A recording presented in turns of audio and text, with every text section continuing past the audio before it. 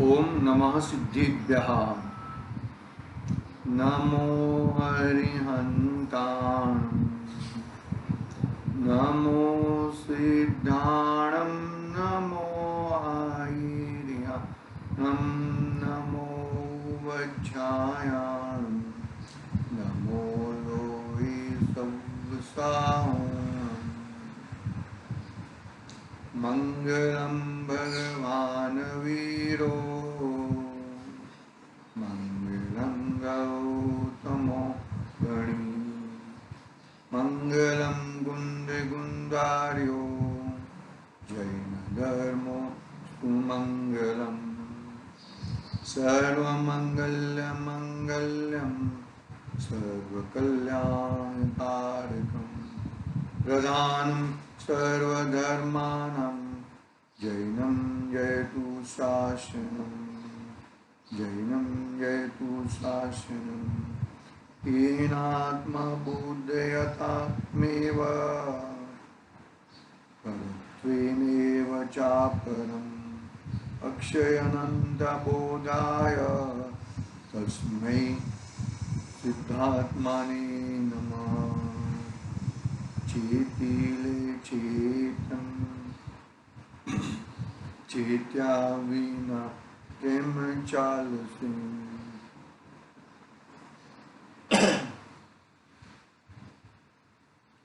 समाधि तंत्र, समाधि शतक आचार्य पूज्यपाद स्वामी की महान रचना अपने समक्ष विराजमान है।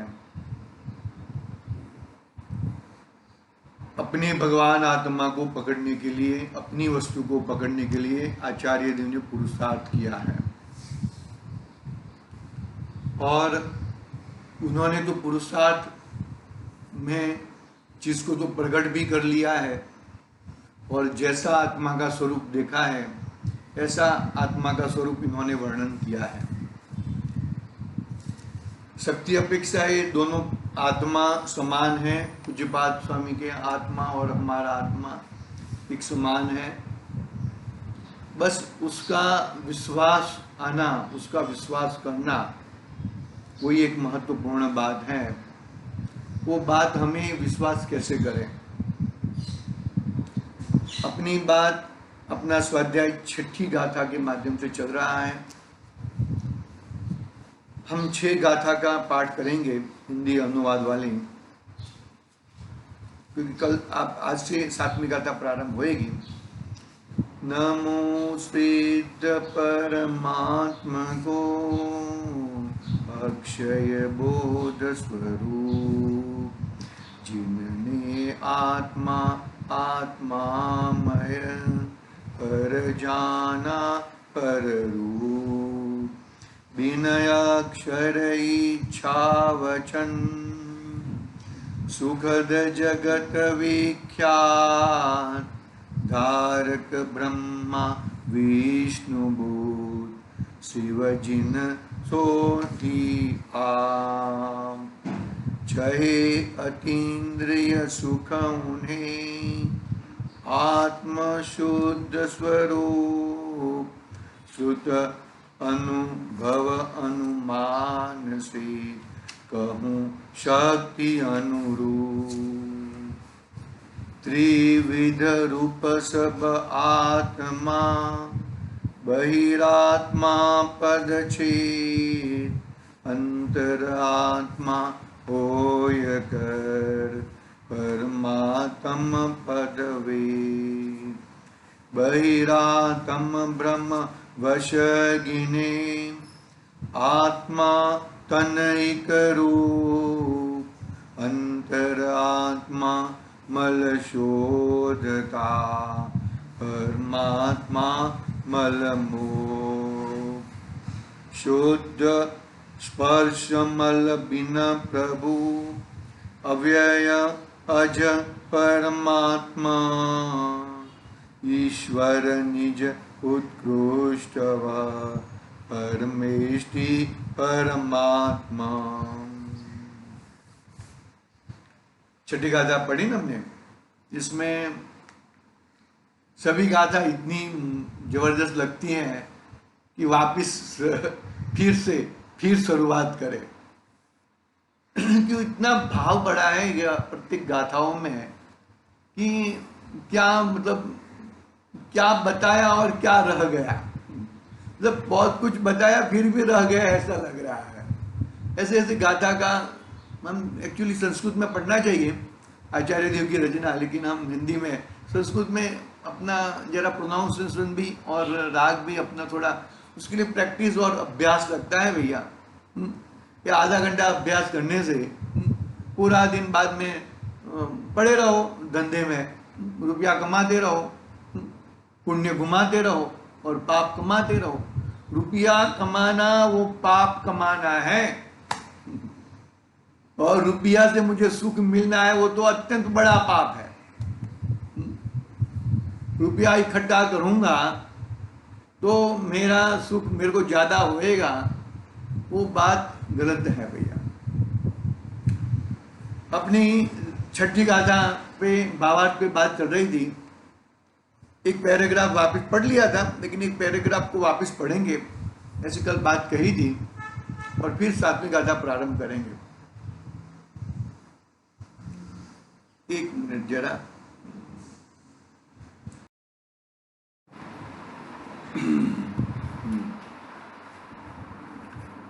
भावार्थ पढ़ना है। परमात्मा को गुण अपेक्षा से जितने नाम लागू पड़ते हैं वे सब नाम इस आत्मा को भी स्वभाव अपेक्षा से लागू पड़ते हैं। तो गुण कितने हैं? अनंत है। तो नाम भी कितने हैं? अनंत। 1008 तो नाम लिखे हुए हैं, हम लिखते ही हैं कि 1008 श्री महावीर स्वामी जिनेन्द्राय नमः, ऐसा लिखते हैं।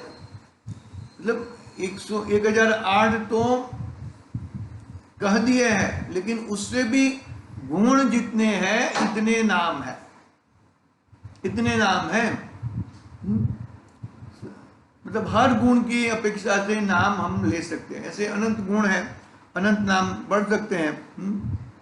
वे सब इस आत्मा को भी स्वभाव अपेक्षा से लागू पड़ते हैं, क्योंकि दोनों आत्माएं शक्ति अपेक्षा से समान है, उनमें कोई भेद अंतर नहीं है। तो दोनों आत्मा ऐसे गुण अपेक्षा से भी आत्मा वही है और द्रव्य की अपेक्षा से भी आत्मा वही है। आत्मा थोड़ा चेंज हो जाता है, दोनों आत्मा एक ही है। गुण धरनार गुणी, और वो गुणों को, सब गुणों को गुणी यानी कि द्रव्य, द्रव्य हो गया ना। तो दोनों आत्मा एक ही है ऐसा। जो और पर्याय में प्रकट हुआ आत्मा, पर्याय में यानी कि साक्षात्कार हुआ आत्मा और द्रव्य स्वभाव एक समान है। पर्याय में प्रकट हुआ और बराबर द्रव्य गुण पर्याय तीनों मिला के सत्य है ना। तो वो जो द्रव्य जो था वो द्रव्य पर्याय में प्रकट हुआ। चाय शक्कर, चाय मीठी हुई, बरोबर ना।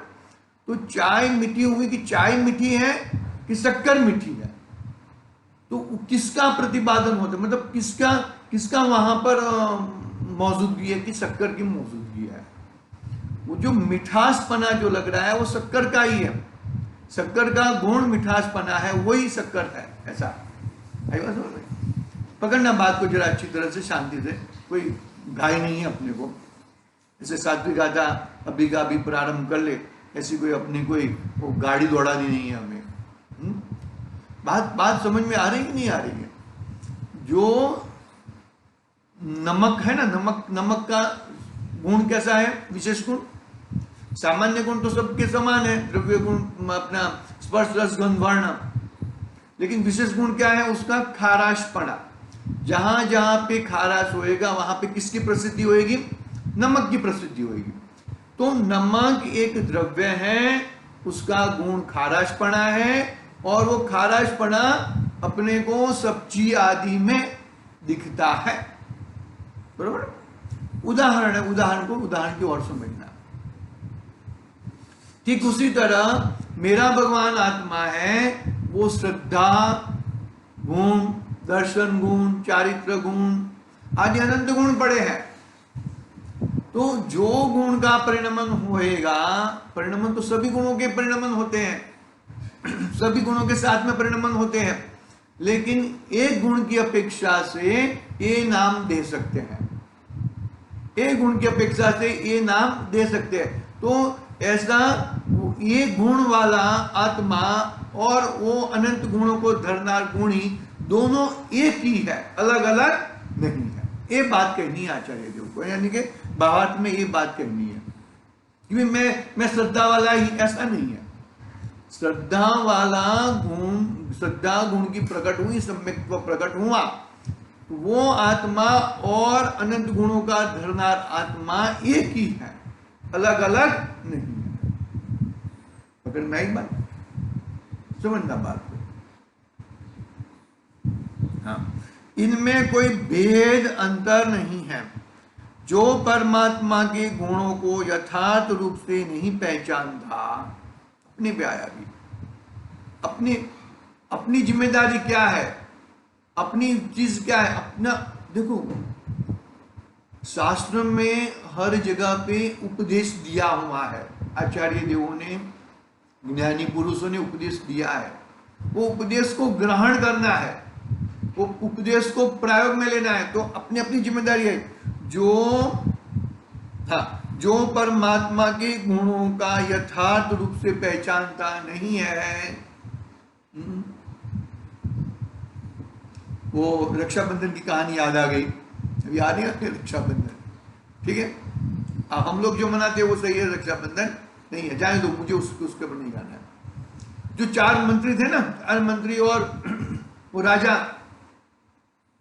तो वो सब गए और सब मुनिराज तो क्या बैठे थे, मौन बैठे थे, ध्यानस्थ बैठे थे, मौन बैठे थे, कहा ना किसी से कुछ वार्तालाप हुआ, ना किसी से कुछ बात हुआ। तो क्या मुझे इसमें क्या बात बतानी है कि वो जो 4 मंत्री थे उनको मुनिराज का, यानी कि परमात्मा का, मुनिराज का स्वरूप मालूम नहीं था, इसके लिए उन्होंने कह दिया मौनस्य, मौन एक मूर्ख का लक्षण है। मूर्ख क्या है संस्कृत में, जो भी है वो, मौन एक मूर्खता का लक्षण है, मतलब उनको उनकी स्वरूप का मालूम नहीं था। अभी देखो, अभी हम भी कहां पे गलती कर लेते हैं कि जिसको जिस तरीके से कोई एक हमारे कोई थे मुमुक्षु, होंगे ज्ञानवान, ज्ञान मुमुक्षु थे, वो सब लोग उनकी आरती करने लग गए। तो मेरा एक मित्र था, मित्र ने कह दिया उसको, भाई जो तुम्हें आरती करानी है वो सब करानी है तो तुम कपड़े उतार लो, मुनिराज बन जाओ, तो तुम्हारी आरती हम भी करेंगे, सब लोग करेंगे। तुम ऐसे कपड़ों में आरती मत कराओ, तुमको ग्रहित मिथ्यात्व का, अग्रहित मिथ्यात्व का पाप लगता है। मतलब कहने का भावार्थ यहां पर ये OMG आया था ना, ओ माय गॉड, सभी को ऐसा नहीं है। हम लोग भगवान का स्वरूप को समझ नहीं सकते हैं, इसके लिए परमात्मा का स्वरूप समझना चाहिए, और फिर उसके समझने के बाद जो वंदन होता है वो वास्तविक वंदन होता है, और फिर उस चीज को अपने लिए ग्रहण करना, वो सही मायने में वंदन होता है। भैया पकड़ना बात को, मतलब हम लोग कैसी भूले कर बैठते हैं, कैसी हम लोग भूल कर बैठते हैं, वो देखना चाहिए हमें। जिसको जिस तरह का विनय और विवेक होना चाहिए इतना देना चाहिए, उससे ज्यादा दोगे तो भी गलत है, उससे कम दोगे तो भी गलत है। पकड़ना बात को।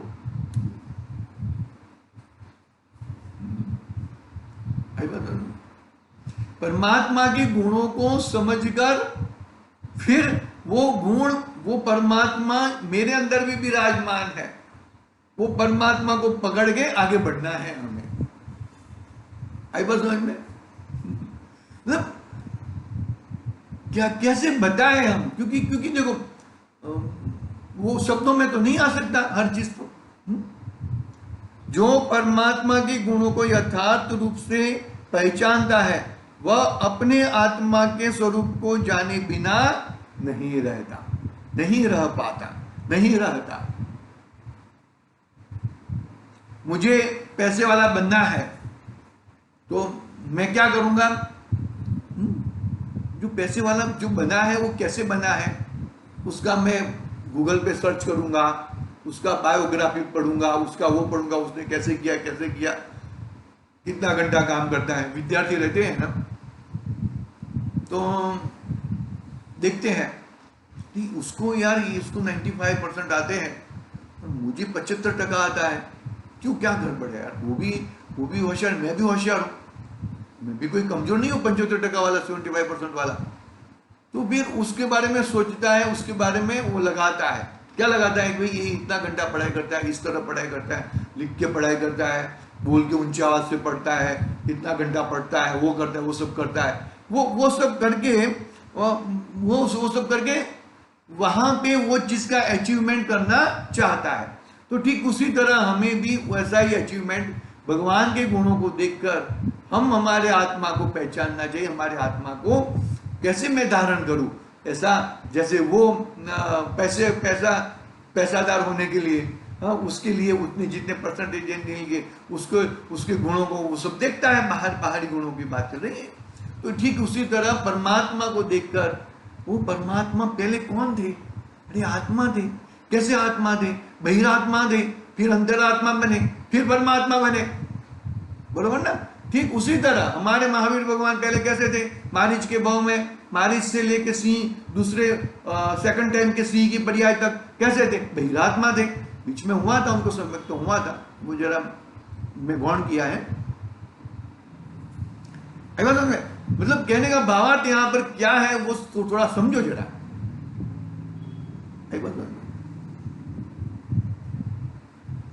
तो कहने का भावार्थ ऐसा है कि ऐसी बायोग्राफी, ऐसे हम पढ़ के हम क्या करना चाहते हैं? हम ऐसे बनना चाहते हैं, हम परमात्मा को देखकर, परमात्मा के गुणों को देखकर, ऐसे गुण मेरे में हैं, ऐसे गुणों में करना चाहिए भैया।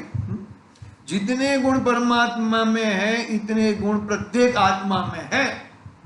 जितने गुण परमात्मा में है, क्या बात बोल दी, कितनी जबरदस्त बात बता दी कि जितने गुण, जितने उतने ही गुण प्रत्येक आत्मा में है, प्रत्येक आत्मा में है। जितने गुण है इतने प्रत्येक आत्मा में है। निज त्रिकाली आत्मा के सन्मुख होकर, बहुत बड़ी जवाबदारी दे दी हमें, हमारा निज त्रिकाली आत्मा के सन्मुख होकर, निज त्रिकाली जो कभी तीन काल में एक समान रहने वाला है, ज्ञाता दृष्टा रहने वाला है, तीन काल में कभी भी परिवर्तित नहीं होने वाला है, ऐसा में ऐसा तीन निज त्रिकाली आत्मा के सन्मुख होकर उनका परिपूर्ण विकास करके यह आत्मा भी परमात्मा हो सकता है। यह आत्मा भी परमात्मा हो सकता है।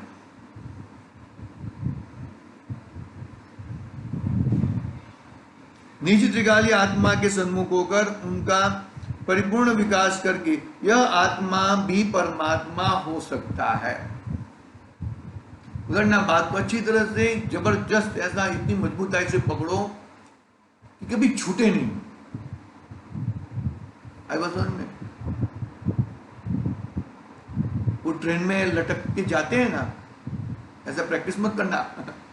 उनको प्रैक्टिस रहती है, वो अच्छी तरह से पकड़ के जाते हैं, बरोबर कस के पकड़ते हैं, बरोबर कस के पकड़ते हैं। मेरे भाई गिर न जाए, बात सही है, अंदर चले जाओ। ठीक है, वहां पे लंबी नहीं करना है अपने को, बरोबर है। क्या हुआ? निज त्रिकाली आत्मा के सन्मुख होकर उनका परिपूर्ण विकास करके, परिपूर्ण विकास वचन वहां पर है, जवाबदारी है हमारी। हम आत्मा है तो परमात्मा बन सकते हैं। अभी तक हम आत्मा हैं, परमात्मा क्यों नहीं बने? कि हमारी खुद के दोषों के कारण, खुद का चित्त गलत जगह पे लगा है, उसके कारण हमने आत्मा को आत्मा तरीके नहीं जाना है, उसके लिए आगे अंतरात्मा की परिभाषा। चित्त बहुत जबरदस्त ग्रंथ है, पकड़ के रखता है हर जगह पे अपने को। चित्त बरोबर है, दोष और आत्मा, इसमें उसको भ्रांति नहीं है, यानी कि इसने मुझे उसने मुझे कराया, ऐसा नहीं है। बहुत मतलब इतने शब्दों से इतना पकड़ आता है, पकड़ना चाहिए भैया, स्वाध्याय तो होना ही चाहिए भैया। रियली मुझे भी मेरी कमजोरी दिखती है, सही बोल रहा हूं मैं जिनवाणी समक्ष हूं, मैं जिनवाणी हाथ में है, मेरा भी स्वाध्याय बहुत कम है, और भी अभी और समय देना है, लेकिन दे नहीं पाता हूं मैं। कैसे दूं मैं, वो मैं सोच रहा हूं, मैं कैसे देखो टाइम कैसे निकाला जाए, वो बहुत बड़ी बात है भैया। देखो आगे, यह आत्मा भी परमात्मा हो सकता है, क्योंकि परमात्मा पना अंदर पड़ा है। वो आत्मा को पहचानेगा तो आत्मा सो परप्पा, अप्पा सो परप्पा, समय साधन रहे। आगे देखो क्या कहते हैं, अभी सात्विक गाथा प्रारंभ करते हैं। बहिरात्मा का विस्तृत रूप से वर्णन किया है, मोक्ष प्राप्त का भी कोटेशन दिया है आचार्य देव ने, कुंकुद आचार्य देव की गाथा का। पढ़ते हैं हम सात्विक गाथा। बहिरात्मेन्द्रिय द्वारे आत्म ज्ञान परान्मुख स्फुरित स्वात्मनो देहात्मनि नाध्यावश्यति। क्या कहते हैं, देखो मैं हिंदी पढ़ रहा हूं, कोई संस्कृत पढ़ने के लिए प्रैक्टिस करनी पड़ती है भैया। कहां पे रुकना है, कहां पे जोर देना है, उसके लिए क्या है होता है कि ये तो क्या है अपना, देखो थोड़ा अभ्यास के कारण बात आ जाती है, लेकिन उसके लिए रियली अभ्यास की कमजोरी है, मुझे महसूस होती है। ठीक है आगे बढ़ते हैं हम। देखो उसमें उत्थानिका पढ़ता हूं। अब बहिरात्मा को देह में आत्म बुद्धि रूप मिथ्या मान्यता किस कारण रूप से होती है, वह बतलाते हुए कहते हैं। क्या उत्थानिका में क्या बताया कि अब बहिरात्मा को देह में आत्म बुद्धि रूप मिथ्या मान्यता किस कारण से होती है, यह बतलाते हुए कहते हैं। क्या बतलाना चाहते हैं कि भाई मुझे इसके प्रति आसक्ति, इसके ऊपर क्या है, धन के प्रति, काम के प्रति, अरे जो भी है वो सब आसक्ति क्यों है, आत्मबुद्धि क्यों है, मिथ्या मान्यता किस कारण होती है, परद्रव्य के साथ आत्मबुद्धि क्यों है, मिथ्या मान्यता क्यों है, वह बतलाते हुए कहते हैं। हिंदी का गाथा पढ़ रहा हूं, हिंदी का गाथा। आत्मज्ञान से हो विमुख इंद्रिय से बहिरात्मा, आत्मा को तन्मय समझ तन ही गिने निजात्मा। अज्ञानता भी एक ज्ञान का है गुण। ज्ञानवान है वही अज्ञानी है ना, क्योंकि उसने अपने ज्ञान को परान्मुख किया है, इंद्रिय जनित किया है। इंद्रियों से मेरे को ज्ञान होता है, अपने ज्ञान को देखता नहीं है, लेकिन वो अज्ञानता भी ज्ञान वाले को ही है।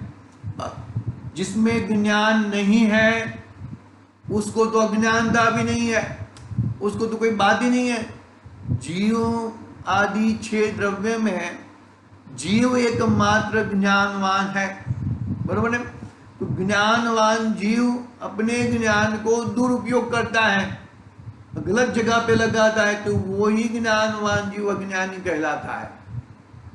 बाकी ये कंप्यूटर, ये पुस्तक, ये ठावनी, ये माउस, ये सब चीजें क्या, ये सब चीजें थोड़ी उसमें ज्ञान है, उसमें ज्ञान है ही नहीं भैया। क्या बताएं, कैसे बताएं कुछ। ठीक है, आगे देखते हैं। देखो अन्यवाद बाद में पढ़ता हूं, जो कोटेशन दिया है मोक्ष अपना फुटनोट पे वो पढ़ता हूं मैं। मोक्ष प्राभुत गाथा नंबर 8 कुनकुन आचार्य देव की, बराबर ना। बहिते बहितथे पुरी अमणो इंद्रियरो दारेण अणियरुवचयो नियदेहम अपाणम अजवसदि मुड्डिठो। मूढ़ है, ज्ञानी जीव को मूढ़ कहना पड़ता है। ज्ञानवान जीव को मोह के वश, मोह के कारण उसको मूढ़ ही कहना पड़ता है। मोह उसके ऊपर एक चक्री शासन कर रहा है। मोह राजा कहा ना, सभी पापों में मोह को प्रधानता मिली। क्यों? क्योंकि मोह के वश राग द्वेष करता है, मोह के कारण उल्टी मान्यता करता है, मोह के कारण परद्रव्य में अपनापन मानता है। वो मोह है, मोह नचाता है सारे संसार में, मोह नचाता है। अनादि से आज तक मोह ने उसके ऊपर राज किया है। ये पढ़ता हूं, फिर आगे की बात कल करेंगे। देखो, मूढ़ दृष्टि अज्ञानी मोही मिथ्या दृष्टि है। मूढ़ दृष्टि उल्टी मान्यता वाला अज्ञानी मोही मिथ्या दृष्टि है।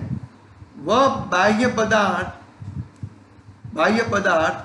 धन धान्य कुटुंब आदि इष्ट पदार्थों में स्फुरित तत्पर मन वाला है तथा इंद्रियों के द्वार से अपने स्वरूप से च्युत है और इंद्रियों को ही आत्मा जानता है। ऐसा होता हुआ अपने देह को ही आत्मा जानता है, निश्चय करता है। इस प्रकार मिथ्या दृष्टि बहिरात्मा है। इस प्रकार मिथ्या दृष्टि बहिरात्मा है। समझना बात को अच्छी तरह से, शांति से। कैसे, किस तरह से हम अपनी चीज को पकड़ सकते हैं, किस तरह से अपनी वस्तु को कर सकते हैं।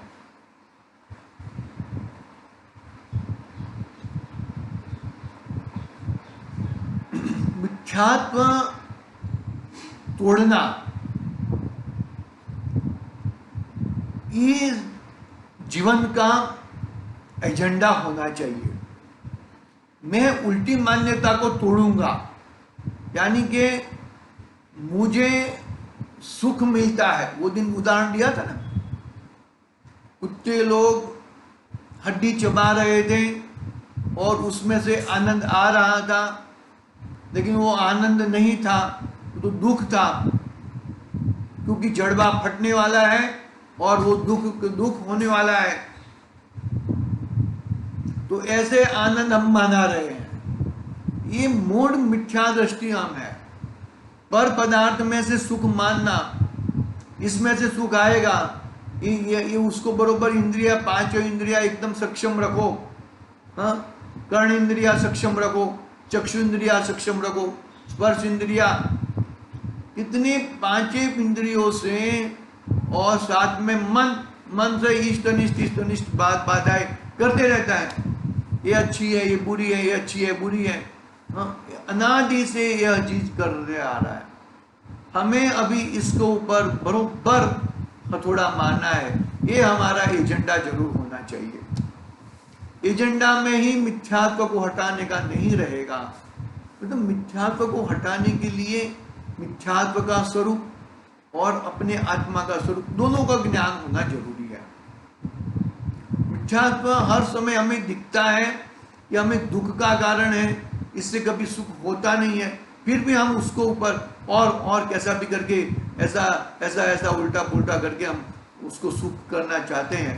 वो अपनी बहुत बड़ी गलत मान्यता है। वो मान्यता को हम त्यजें और हमारे मंगलमय जीव को, मंगलकारी जीव को, मंगल जीव को मंगल प्रदान करें। बरोबर है? मंगल यानी कि जैसे वो जीव अपनी वस्तु को पकड़े। मंगलता कहां पर है? जो चीज अपनी चीज है वो चीज को पकड़ ले, वो चीज मंगल है। दूसरे की चीज पकड़ो तो वो अमंगल है। भाई बस दूसरे की चीज पकड़ोगे तो ये चीज को पकड़ा, ये चीज को पकड़ा, इसको पकड़ा, इसको, दूसरे की चीज को पकड़ोगे वो अमंगल है। देखेंगे हम आगे की बात कल करेंगे। आज के लिए ओम नमः सिद्धिं व्याह। निज निधि निज में बता